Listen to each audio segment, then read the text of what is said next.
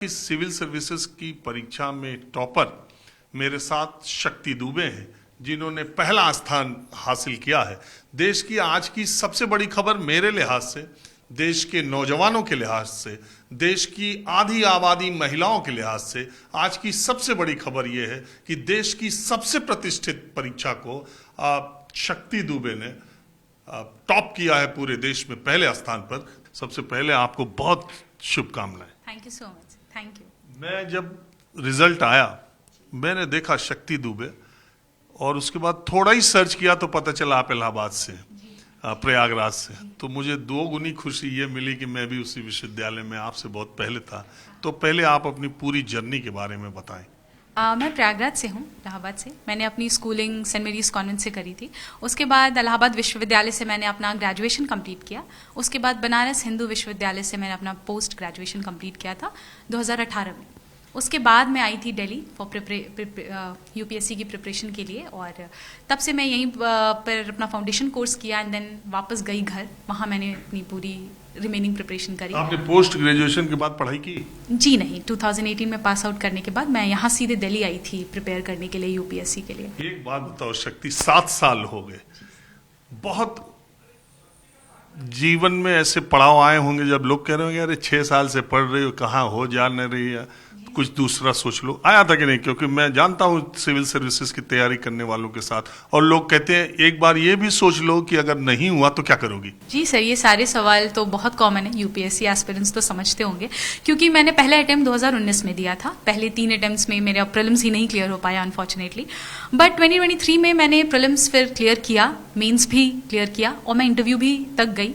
लेकिन last year मैं अपना कट ऑफ 12 नंबर से रह गया मेरा, और मैं लिस्ट में नहीं नाम आ पाया। इस बार जब दोबारा प्रीलिम्स क्लियर हुआ तो आई रियलाइज्ड कि अब वो जितनी गलतियां पिछली बार हुई शायद उस पर काम करने का मौका दे रहे हैं। बिकॉज ये भी मैं मानती हूँ कि इसका मौका भी दोबारा बहुत लोगों को नहीं मिलता। आप एक बार ही वहाँ तक जाते हो और दोबारा जा पाओगे या नहीं वो नहीं हो पाता, बट भगवान की कृपा थी कि ऐसा हुआ। और आई रोट मेंस अगैन, और मेंस के बाद इंटरव्यू पे भी गई। बट इस बार वो डर तो था, बिकॉज लास्ट ईयर एक बार इंटरव्यू दे के और जो नाकामी हासिल हुई थी, आई थिंक ये बच्चे जो यूपीएससी में हैं ये फेस करते हैं, कंटिन्यूसली फेस करते हैं कि होगा नहीं होगा, इतने साल से क्या कर रही हो, नहीं हुआ तो क्या होगा। बट इन सब चीज़ों को साइड रख के आई थिंक एक कॉन्फिडेंस खुद का, और एक मम्मी पापा, आई थिंक इस पूरे जर्नी में जो मम्मी पापा और भाई बहन साथ खड़े होते हैं, उनके अलावा तो मुझे कोई नहीं दिखा इस 6 साल में अपने अगल बगल। ये लोग हमेशा रहे, कुछ भी हुआ पापा का एक ही डायलॉग था कि तुम करो, तुम पढ़ो, बाकी सब छोड़ो, तुम पढ़ो। एंड आई थिंक यही एक रीज़न रहा है कि कभी खुद से मेंटली तो मैं कभी भी प्रेशर में नहीं रही, जस्ट बिकॉज हाँ अपना हार का डर तो सबको होता है, बुरा सबको लगता है, बट पेरेंट्स का सपोर्ट जब हो तो फिर इंसान हमेशा आगे। तो आपके घर में मम्मी पापा क्या करते? पापा मेरे सब इंस्पेक्टर हैं यूपी पुलिस में, और मम्मी हाउसवाइफ हैं। तो पापा और मम्मी दोनों का ही सपोर्ट। तो वो सब इंस्पेक्टर्स प्रमोट होके बने या शुरू से नहीं सर, शुरू से वो हेड कांस्टेबल थे। वो अभी कुछ साल पहले ही प्रमोट होकर ही सब इंस्पेक्टर बने हैं। तो ये तो और गौरव की बात है कि एक हेड कांस्टेबल की बिटिया आईएएस टॉप कर गई। बच्चे तैयारी करने वाले देखते हैं, और जिस पारिवारिक पृष्ठभूमि से हम लोग आते हैं, मूलतः इलाहाबाद प्रयागराज की हो, गांव कहीं और है? पापा मेरा गांव बलिया है, बलिया से हैं हम। मेरे पापा मम्मी बलिया से हैं, बट हमारा जन्म पढ़ाई सब कुछ इलाहाबाद में हुआ है। सो हम बलिया में कहाँ से? बलिया में रामपुर बलिया। तो जाती रहती हो बलिया? हाँ, गांव है हमारा वहाँ पे, तो जाते रहते हैं कभी कभी छुट्टियों में टाइम। तो भोजपुरी बोल लेते हो? मैं नहीं बोल पाती, समझ लेती हूँ, मम्मी पापा बोल लेते। तो एक बात मैं ये पूछ रहा था तुमसे कि ये जो साधारण पृष्ठभूमि वाले बच्चे रहते हैं, अब जैसे आपने कहा कि 3 बार आपका प्रीलिम्स नहीं हुआ, एक दबाव लड़कियों पर ये ज़्यादा होता है। मैं कई बार मैंने कार्यक्रम किया, लड़कियों की आंखों में आंसू आ जाते, पेपर आउट हो गया, ये हो गया, किसी वजह से लेट हो जाता, बोलते मम्मी पापा की शादी का दबाव इतना ज़्यादा रहता है कि चलो हो चुका, अब तुम कुछ टीचर बन जाओ, कभी ये बन जाओ। इसको कैसे तुमने कोप अप किया? आई थिंक वो मैं महादेव को इसका पूरा श्रेय दूंगी कि पेरेंट्स ऐसे मिले कि उन्होंने कभी ऐसा कोई दबाव नहीं मुझे दिया। हाँ, फैमिली में उनको सुनने को मिलता है, बाहर में उनको सुनने को मिलता था, बट वो बात हम तक कभी आई ही नहीं। पापा का था तुम लोग पढ़ो, पढ़ाई करो। आप बड़ी हैं छोटी? जी मैं बड़ी, मैं सबसे बड़ी। और आपके भाई बहन? हाँ, 2 छोटी बहनें हैं, 1 भाई है।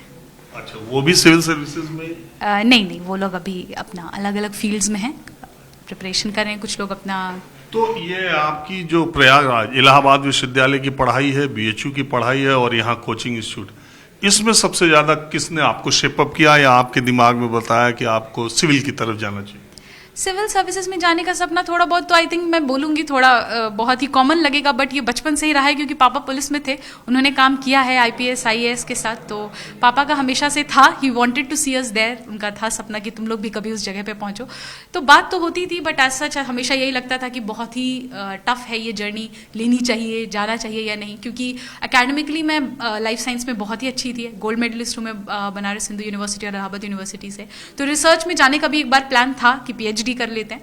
बट उसके बाद जब मैं बीएचयू गई और मैंने करी अपनी एमएससी की पढ़ाई, उस दौरान फिर लगा कि टफ है बट एक बार देकर तो देखना ही चाहिए। और आई नो जो बच्चे हैं इसमें काफ़ी लंबे समय से वो इस बात से रेजोनेट करेंगे कि जो एक बार यूपीएससी की तैयारी करने आ जाता है, जब तक उसको सक्सेस नहीं मिल जाती उसको सुकून तो नहीं आता। तो वही हुआ कि आई मैं यहाँ पर ये सोच के कि 1-2 साल में आई गेट बैक, बट हर बार की शायद थोड़ा ये चेंज हो सकता है, शायद थोड़ा ये चेंज हो सकता है, इसे करते करते।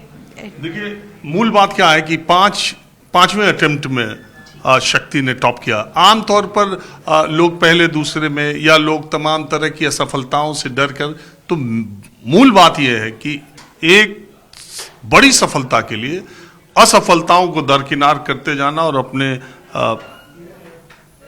दृढ़ प्रतिज्ञ रहना, वो मुझे लगता है कि ज्यादा इंपॉर्टेंट है। आप मानती हैं? जी बिल्कुल यही है, क्योंकि आत्मविश्वास तो कई बार टूटेगा इस जर्नी में, ऐसे एग्जाम ही है, एक स्टेज आप पास कर लो, दूसरे में फेल हो सकते हो, दूसरा पास कर लो, फाइनल में फेल हो सकते हो। अच्छा, सोचा था इस बार टॉप कर सकते हैं? नहीं सर, सोच तो प्रे तो यही कर रही थी कि लिस्ट में नाम हो, दैट इज व्हाट। हाँ, बट जब देखा कि पहले पे आई थिंक ऑफिस में मुझे वाजीराम से ही कॉल आया सबसे पहले, और उन्होंने बताया कि आपका नाम तो दिख रहा, आप अपना रोल नंबर कंफर्म करो एक बार। मैंने कहा जी हाँ, रोल नंबर भी मेरा ही है। सो बस यही तो ये रिजल्ट आया तो आप कहाँ थी? मैं अपने फ्लैट पे ही थी, घर पे थी। पहला फोन आपको कोचिंग से ही गया? जी हाँ, पहला फोन। मुझे फिर मम्मी पापा और घर वालों से कब बात हुई? तुरंत जब ऑफिस का फ़ोन रखा उसके बाद ही फिर मम्मी को कॉल किया, पापा को फ़ोन किया, सबको बताया कि रिजल्ट आ गया और इस बार पिछले बार की तरह निराशा नहीं, इस बार तो अच्छा है, एंड रैंक भी बताई, उनको भी बहुत खुशी हुई जी। आपके और फ्रेंड्स कलीग्स उनका भी रिजल्ट है या इसमें आप ही केवल? और भी बच्चों ने दिया है यहाँ पे, आई थिंक कुछ स्टूडेंट्स हैं, कुछ ऐसे दोस्त हैं जिनको मैं जानती हूँ, उन्होंने भी तो कर लिया है क्लियर, कुछ का रैंक अभी रैंक उनका क्लियर नहीं है, बट हाँ लिस्ट में उनका भी नाम है, देखा मैं। चलिए, हमारी तरफ से बहुत शुभकामनाएं। पहले दूसरे अटेम्प्ट में लोग टॉप करते हैं वो इतनी बड़ी बात नहीं है, आप अपने लक्ष्य पे लगी रही और अंततः सफलता आपने हासिल की, इसके लिए आपको हमारी तरफ से बहुत शुभकामनाएं। Thank you so much. Thank you. ये अब दो गार्जियन को इससे बड़ी उपलब्धि क्या हो सकती है? किस तरह से पढ़ाई होगी, कैसे पढ़ाई करती, क्या देखें, बच्ची के गार्जियंस के रूप में टीचर्स लोग हमारे दरवाजे पर आए हुए हैं। घोरपुर एसएमसी से फर्स्ट एजुकेशन फर्स्ट से लेकर के 12 तक उनका था। उसके बाद पूरा इन लोगों के मार्गदर्शन में, इन्हीं के सानिध्य में उन्होंने शिक्षा ग्रहण किया और बहुत बढ़िया रिस्पांस था फर्स्ट से लेकर के और इंटर तक। अब नंबर 1 पे रहीं और उसके बाद से इलाहाबाद यूनिवर्सिटी से उन्होंने एमएससी किया। इसके बाद बीएचयू चली गई, बीएचयू से एमएससी उन्होंने किया। इलाहाबाद यूनिवर्सिटी में भी गोल्ड मेडलिस्ट थी और बीएचयू में भी गोल्ड मेडलिस्ट थी। घर पे जब रहा करती तैयारियां करती थी, जैसे जो समय रहा करता था, तो किस तरह से टाइमिंग रहा करता था पढ़ाई का, कैसे अब देखिए तैयारियां हुआ करती थी? हाँ, टाइमिंग के बारे में तो कोई समय सीमा फिक्स नहीं था, लेकिन 18 से 20 घंटे का पढ़ाई का उनका समय था। वो जिस समय अपना पढ़ने जैसा समय रहता था वो अपना उसी हिसाब से अपना टाइमिंग एडजस्ट करके पढ़ती थी। पिछली परीक्षा में निराशा हासिल हुई थी, आपकी उन्होंने इतिहास रच दिया, तो क्या कहेंगे? अब देखें, पिछले वाले में तो इंटरव्यू तक गई थी, कुछ आशाएं की ने अब क्यों धूमिल हो गई है उसके बारे में तो कुछ जानकारी नहीं था, लेकिन प्रभु ने ये सोचा था कि और बड़ी व्यवस्थाएं करेंगे कि बच्ची नाम रोशन करेगी माँ बाप का और गुरुजन का, तो ये परिणाम मुझको मिला। अपना परिचय बता दीजिए। मेरा नाम उप निरीक्षक देवेंद्र कुमार दुबे है। मैं वर्तमान समय में यातायात डीसीपी यातायात और एडीसीपी यातायात के पेशकार हूँ और वहीं नियुक्ति है प्रयागराज में मेरी। भगवान की शुक्रिया करेंगे, सब भगवान की कृपा है, भगवान की कृपा से ही हुआ है। किस तरह से उनकी पढ़ाई चलती थी, कैसे? वो पढ़ाई खुद से करती थी अपने, उनको कहना नहीं पड़ता था पढ़ाई के लिए, बहुत शौक से पढ़ाई करती, जितना देर पढ़ती थी वो बहुत ध्यान से पढ़ती थी। हाँ, पढ़ाई के सिवा उनको किसी से मतलब नहीं, चाहे कुछ भी कोई बोलते रहे उनको मतलब नहीं रहता था। लाइट जलता रहे, लाइट चाहे गाना बजता रहे, चाहे लाइट बंद रहे, पंख, वो जब पढ़ने बैठ जाती उनको किसी चीज़ से मतलब नहीं रहता था। पढ़ाई में अपना उतना घंटा पूरा करके तब उठती थी। हाँ, पढ़ने के बाद तुरंत उनको जब नींद आ जाती थी कि हमारा टाइम पूरा हो गया पढ़ाई का, तुरंत सो भी जाती थी। शुरुआती एसएमसी से। अच्छा, ये बताओ, हाँ। जब सुबह आईएएस का जिसे रिजल्ट पता लगा आपको, हाँ। तो कैसा लगा, मतलब जो आपने सोचा? बहुत अच्छा लगा। बहुत अच्छा लगा। देश भर में पहला रैंक हाँ, आपकी है। मन क्या सब आपने सोचा भगवान था की। पहला? नहीं, इतना तो उम्मीद नहीं थी, लेकिन प्रभु की कृपा है।